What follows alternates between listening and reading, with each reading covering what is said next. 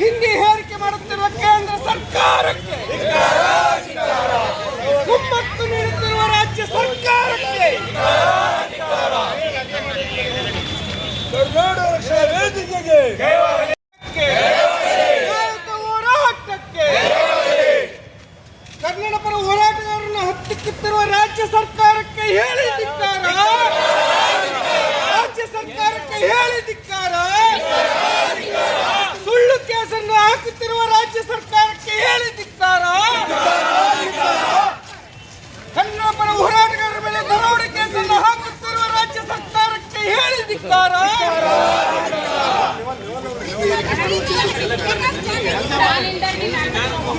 ಆ ಕಡೆಗೆ ಹೋಗ್ತೀರಿ ನೀವು ಹೆಣ್ಮಕ್ಳು ಗೌಡ್ರೆ ಹಂಗೆ ನಿಂತ್ಕೊಂಡು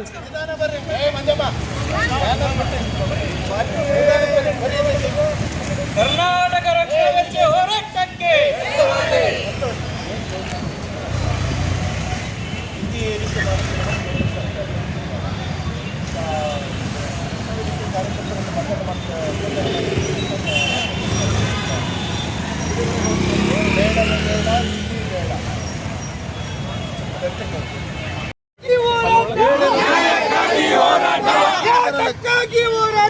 ನ್ಯಾಯಕ್ಕಾಗಿ ಹೋರಾಟ, ಏನೇ ಬರಲಿ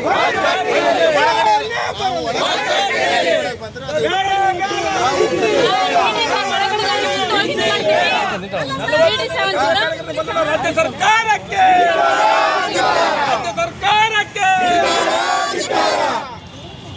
ಕರ್ನಾಟಕ ರಕ್ಷಣಾ ವೇದಿಕೆಗೆ, ಕರ್ನಾಟಕ ರಕ್ಷಣಾ ವೇದಿಕೆಗೆ, ಕರ್ನಾಟಕ ರಕ್ಷಣಾ ವೇದಿಕೆಗೆ,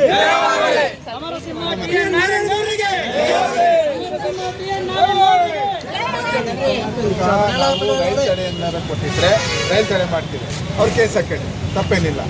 ನಾವು ಕೊಟ್ಟಿರೋದು ಕಟ್ಟಡದ ಮುಂಭಾಗ ಪ್ರತಿಭಟನೆ ಮಾಡ್ತೀವಿ, ಮನವಿ ಪತ್ರ ಕೊಟ್ಟಿದ್ದೀವಿ. ಕಟ್ಟಡದ ಕಚೇರಿ ಮುಂದೆ, ಕಚೇರಿ ಅವ್ರಿಗೂ ಕೊಟ್ಟಿದ್ದೀವಿ, ಅವ್ರಿಗೂ ಸಂಜೆ ಕೊಟ್ಟೋಗಿದ್ದಾರೆ.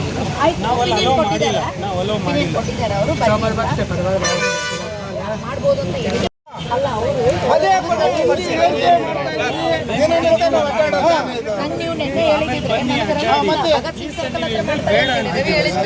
ಯಾರು 26 ವರ್ಷ ಇಲ್ಲ ಅಂದ್ರೆ ನಾನು ಮಾತಾಡ್ತಿದ್ದೆ ಅವರಿಗೆ. ಯಾರು ಅದು ಮಾಡಿಲ್ಲ. ದೂರ ಹೋಗಲ್ಲ, ಇಲ್ಲೇ ಮುಂದೆ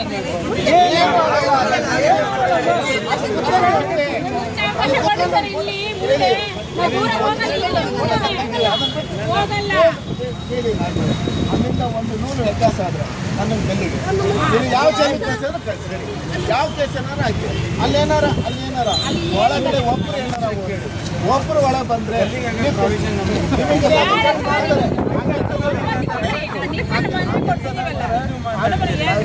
ಆ ಕೆಲಸ ಚೆಕ್ ಮಾಡಿ. ನನಗೆ ನೀವು ಹೇಳಿದ್ರೆ ನಾನು ಖಂಡಿತ ಅಡ್ವಾನ್ಸ್ ಆಗಿ ಹೇಳ್ತಿದ್ದೆ. ನನಗೆ ಹೇಳಿಲ್ಲ, ನನಗೆ ಹೇಳಿರೋದೇ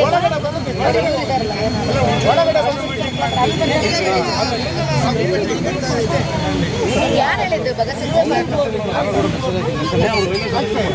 ಏನು ಅದು ಯಾವುದು ಅಲ್ಲ, ಈಗ ಹೇಳಿದಲ್ಲ.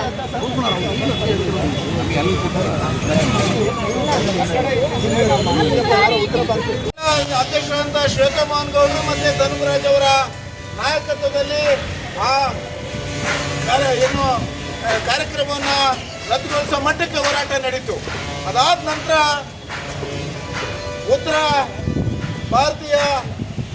ಉತ್ತರ ಪ್ರದೇಶದ 6 ಜನ ಸಂಸದರನ್ನು ಒಳಗೊಂಡು